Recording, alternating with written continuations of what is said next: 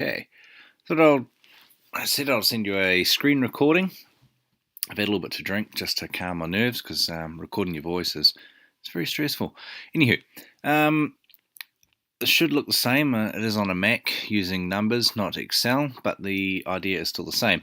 So using the spreadsheet, what I've got, what's his name, James, to go through. He has identified through all the questions in the audit what he believes to be like as a 3 an administration question, a 2 for a well-being question, and 1 is a critical risk. Again, James spent 15 minutes or so on this, so I really want you guys that you own it. This is your thing, so I want to help you guys get this how you want it to work. Administration and well-being work on full, most, partial, fully and partial compliance. So full is 100%, partial work is 50%, and non-compliance work is 0. But the critical risk is an all or nothing. So if you've got partial or non-compliance, it will still mark it as 0. So you've got the option there to change things around. The second part, so if we go, so these are the audits that you've sent me. Each of them are in there. So when you change something on the scoring, so if you go through and you change this to a 1, making it critical risk, it will then change the overall score for that audit, or all the audits.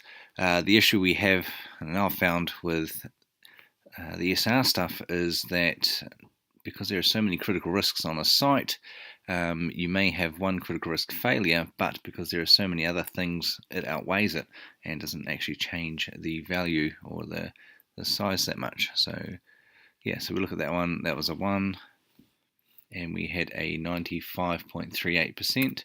We changed that to a documentation 1. It doesn't really change it too much.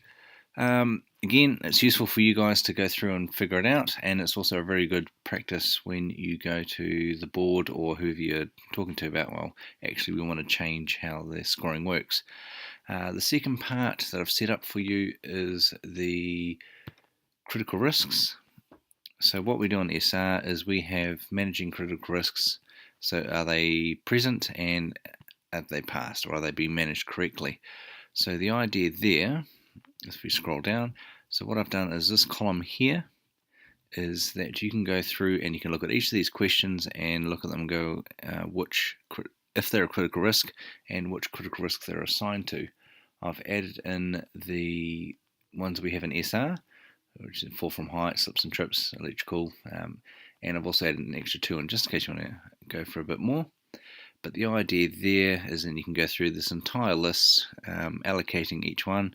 I've just done a couple just to keep things moving, but I can certainly help you out to get the rest done. But the idea there is that you actually get a really good view based on New Zealand's the new health and safety standard, which is what critical risks are on site and are they being managed correctly. So if we look at this line here, this site here was 97.4, which if I got that in school C English, I would have been pretty fucking happy. But if you're looking at managing critical risks, you had 4 critical risks on site and you were only managing 3 of them correctly. If one of those items was something that wasn't being managed correctly and could have killed someone, that's not too good a score. So that's where this can really work in your guys' benefit. So again, it's just a tool to figure everything out, and from there, I think it's just a starting point. So I will turn this off and catch up with you guys tomorrow.